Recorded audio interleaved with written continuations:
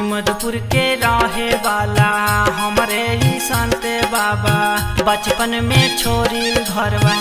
आइले राजा कुआ त कैसे बनी गइले जोगी सनी ऐसा मन हरे हरे त कैसे बनी गइले जोगी सनी ऐसा मन हरे हरे मधुपुर के रहे वाला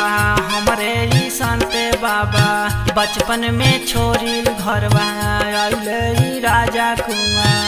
त कैसे बनी गइले जोगी सनी ऐसा मन हरे हरे त कैसे बनी गइले जोगी सनी ऐसा मन हरे हरे।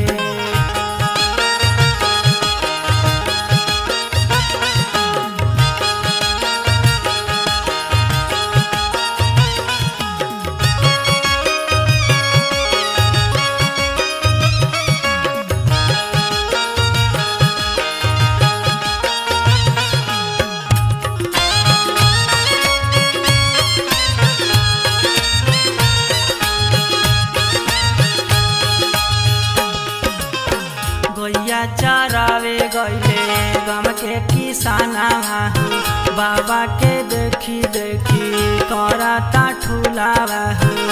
त बाबा हंसी हंसी देले बड़ी दाना मन हरे हरे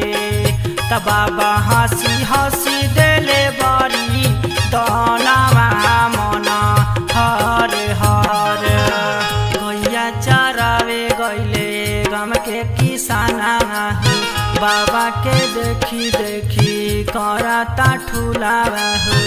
त बाबा हंसी हंसी देले बड़ी दाना मन हरे हरे त बाबा हंसी हंसी देले बड़ी दाना मन हरे हरे।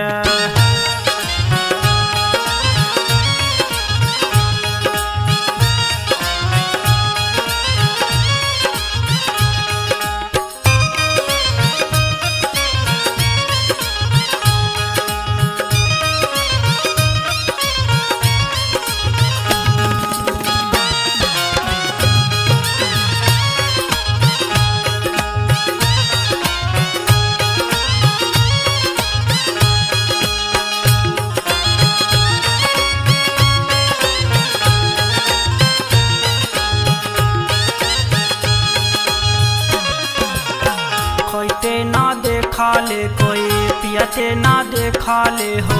बाबा के रूपावा में विष्णु के देखाले हो त बाबा करी देले बड़ा चमत्कारावा मन हरे हरे त बाबा करी देले बड़ा चमत्कारावा मन हरे हरे। खोते ना देखाले कोई पियते ना देखाले हो बाबा के रूपावा में विष्णु के देखाले हो त बाबा करी देले बड़ा चमत्कारावा मन हरे हरे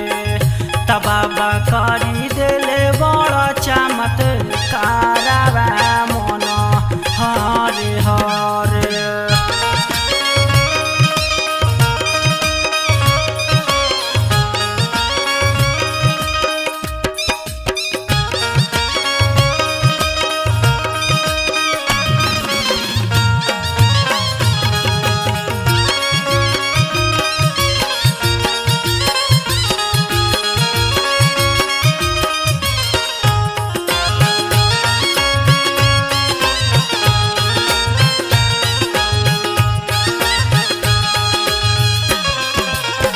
बाबा के महिमा बा बहुते बाभारी कितना के कइले उपकारी त सबके भरी देले अना धना जाना मन हरे हरे त सबके भरी देले अना जाना धना मन हरे हरे। बाबा भारी कितना के कइले है उपकारी त सबके भरी देले